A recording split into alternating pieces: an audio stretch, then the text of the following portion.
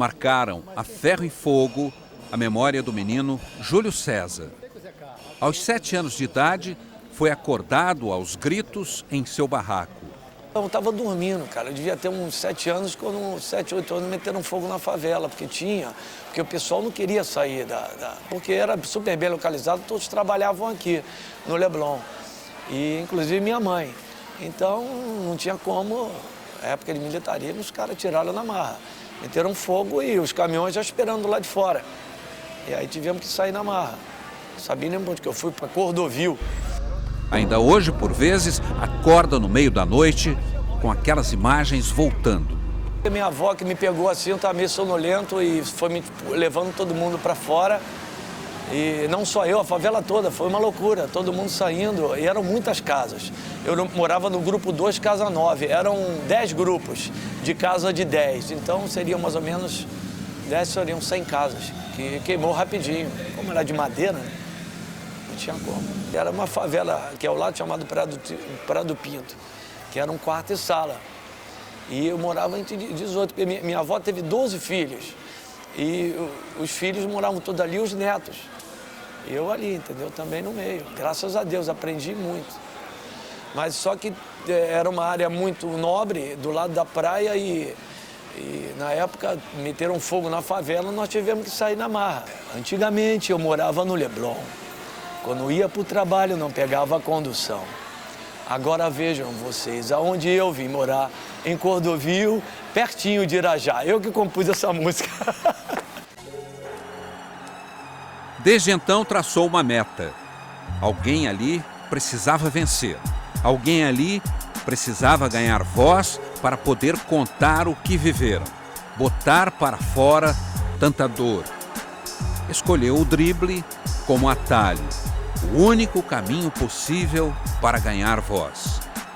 E driblou a vida para chegar até aqui e contar sua história, a história dos seus.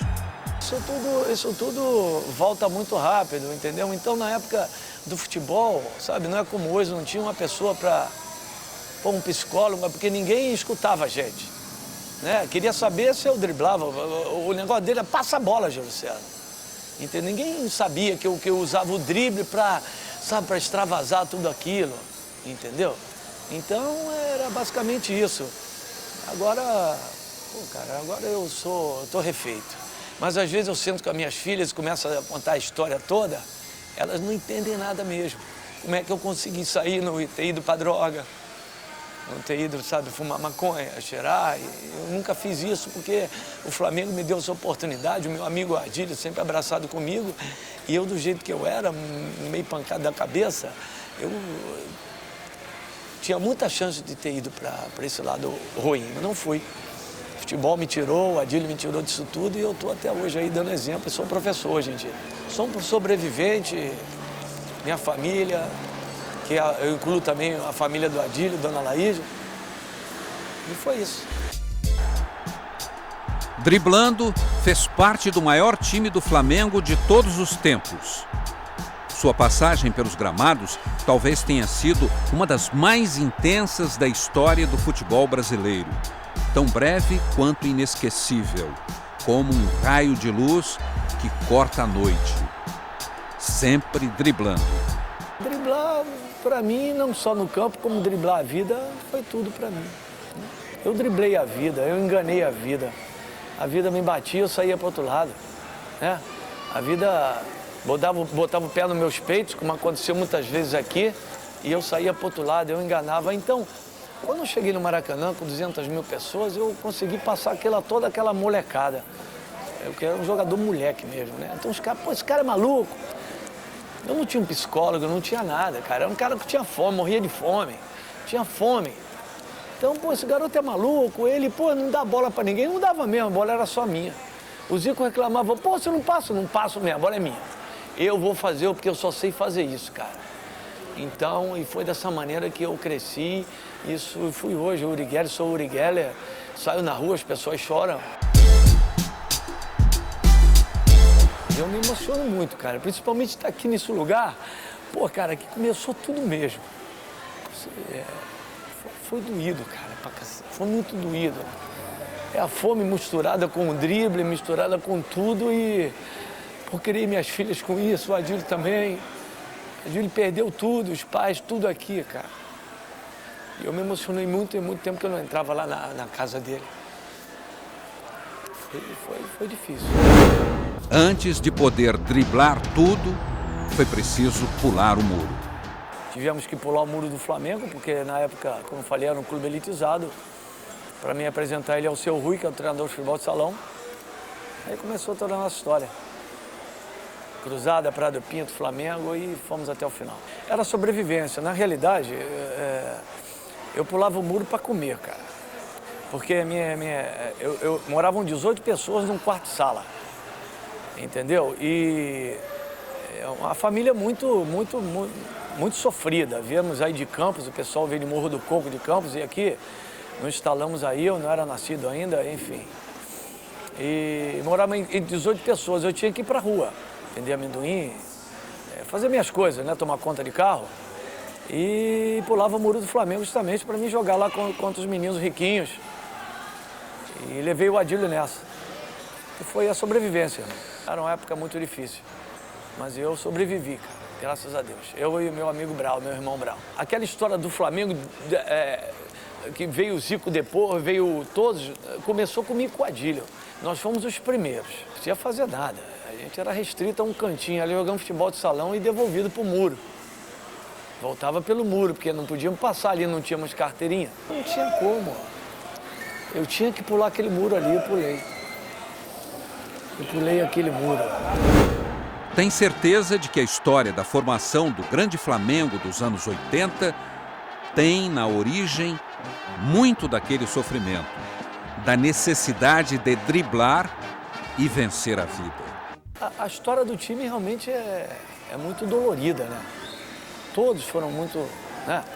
O próprio Zico, você sabe a história do Zico, o Júnior também ralou muito, né?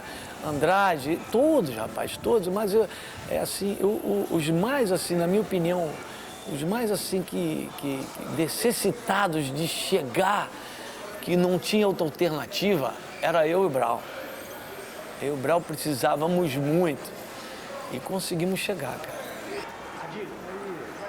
Esta é a segunda vez em que extravasa verbalmente tudo o que passou para chegar até aqui e contar tudo isso. Houve uma primeira vez. Já vai longe no tempo, mas jamais se esqueceu. Eu pulei o Maracanã para ver o Flamengo jogar e eu pagava geral para ir ver o Flamengo jogar. E ficava pulando para a cadeira. Antigamente, você chegou a pegar isso, eu pagava geral para pular para a cadeira para ver o Flamengo jogar. E num desses dias infelizes, um Fla-Flu, um policial me pegou e me bateu muito. Me bateu muito, eu não consegui, agarrei, sabe, mas me pegou pelas pernas, me bateu muito. Isso foi num Flamengo e Fluminense. Numa quarta-feira, por coincidências da vida, o Flamengo jogou contra o Juventus da Itália no Maracanã e o seu Jobert me puxou para jogar no time profissional. Tinha 15 anos, 15 a 16 anos. E o seu Jobert me puxou para jogar no time profissional. E eu entrei como titular desse jogo, eu tinha 16 anos. E quando eu estava entrando no campo, eu vi o mesmo policial que me bateu. Ele estava na linha de fundo junto com aqueles cachorros ali, que ficavam ali. E eu, quando entrei, fiquei assim, olhando para ele. E eu falei, seu guarda, eu quero falar com o senhor. Ele falou, não entendeu nada, né? Ele falou, mas comigo, aí eu fui lá, eu quero muito falar com o senhor. Aí ele deu o cão lá para um outro policial, eu fui ao lado dele e falei, o senhor lembra naquele cantinho ali que na quarta-feira o senhor bateu muito num garoto? Eu lembro, era eu. Aí ele não acreditou, mas era eu morcei as marcas, ele me bateu muito na cabeça. E hoje o senhor não vai poder me bater porque eu sou o número 11 do Flamengo, cara. Entendeu? E foi isso. Então foi essa, minha vida foi isso aí, a minha do Brau, só tomando porradas da vida e fomos embora. Seguimos e eu sou vencedor, cara. Sou vencedor. Desculpa aí, mas é porque é difícil mesmo. Tá nesse local aqui foi minha vida mesmo.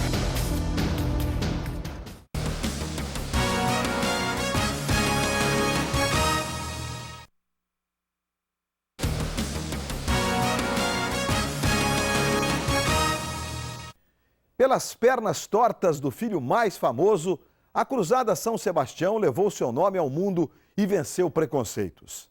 Mas até chegar lá, Adílio superou uma série de barreiras. Foi pulando o Muro da Gávea que o craque Júlio César iniciaram a história de um dos maiores times do futebol brasileiro, o Flamengo dos anos 80. Superação também foi a marca nas trajetórias de Hernani e Paulinho Pereira, craques do Vasco nos anos 80. Você curte agora alguns dos melhores momentos do nosso futebol, nascidos na usina de talentos.